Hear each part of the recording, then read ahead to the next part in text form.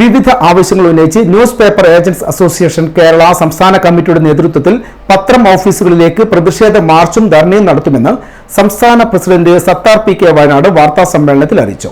October 18-ന് സംസ്ഥാനത്തെ തെരഞ്ഞെടുക്കപ്പെട്ട പത്രം ഓഫീസുകളിലേക്കാണ് പ്രതിഷേധ മാർച്ചും ധർണയും നടത്തുക. ആവശ്യങ്ങളിൽ അടിയന്തര നടപടിയെടുക്കാത്ത പക്ഷം പത്രവിതരണം നിർത്തിവെക്കുന്നതുൾപ്പെടെയുള്ള സമരപരിപാടികൾ നടത്തുമെന്നും ഭാരവാഹികൾ അറിയിച്ചു.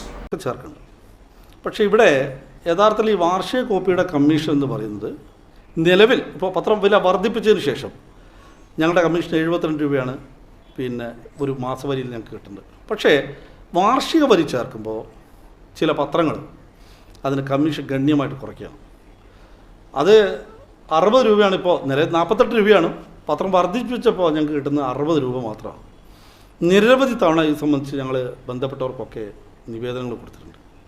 യാതൊരു ചർച്ചയും അത് സംബന്ധിച്ച് ഇതുവരെ നടത്തിയിട്ടില്ല. ഇപ്പോൾ വില വർദ്ധിപ്പിച്ചപ്പോഴും ഈ സ്കീം കോപ്പി ഇങ്ങനെ ചേർക്കുകയാണ്. ഇപ്പോൾ വീക്ഷണം പോയിട്ട് കോൺഗ്രസ്സുകാർ ചേർക്കും, CPI പോയിട്ട് ജനയുഗം ചേർക്കും, ലീഗുകാർ പോയിട്ട് ചന്ദ്രിക ചേർക്കും, ദേശാഭിമാനി CPM പോയിട്ട് ദേശാഭിമാനി ചേർക്കും.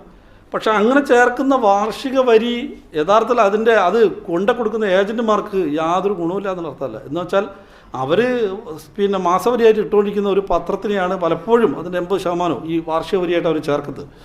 അങ്ങനെ ചേർക്കുമ്പോൾ അതിൽ ഇവർക്ക് കിട്ടിക്കൊണ്ടിരുന്ന കമ്മീഷനിൽ 12% വില കുറവ് വരുത്തിയിട്ടാണ് ഈ പത്രങ്ങൾ കൊടുക്കുന്നത് എന്നുള്ളതാണ് ഏറ്റവും പ്രധാനപ്പെട്ട ഒരു കാര്യം. അതുകൊണ്ട് മാസവരിക്ക് തുല്യമായൊരു കമ്മീഷൻ കൊടുക്കണമെന്നാണ് ഞങ്ങളുടെ വേറൊരു ആവശ്യം.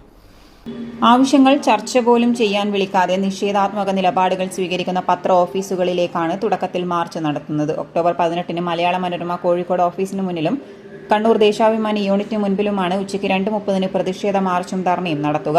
നിലവിലുള്ള കമ്മീഷൻ തുക കാലോചിതമായി വർദ്ധിപ്പിക്കുക, വാർഷിക കോപ്പിയുടെ കമ്മീഷൻ മാസവരി കോപ്പിയുടെ കമ്മീഷന് തുല്യമാക്കുക, പത്രവായന പാഠ്യപദ്ധതിയുടെ ഭാഗമാക്കണമെന്ന സംഘടനയുടെ ആവശ്യത്തിന് മാനേജ്മെന്റുകൾ പിന്തുണ നൽകുക, പത്ര അവധികൾ ഏകീകരിക്കുക, ഏജന്റുമാർക്ക് സുരക്ഷാനിധി ഏർപ്പെടുത്തുക, പത്ര ഏജന്റുമാരുടെ സംഘടനാ വാർത്തകൾ പ്രസിദ്ധീകരിക്കുക തുടങ്ങിയ 14 ആവശ്യങ്ങൾ അടങ്ങിയ ഡിമാൻഡ് നോട്ടീസ് അംഗീകരിക്കണമെന്നാവശ്യപ്പെട്ടാണ് സമരം നടത്തുന്നത്.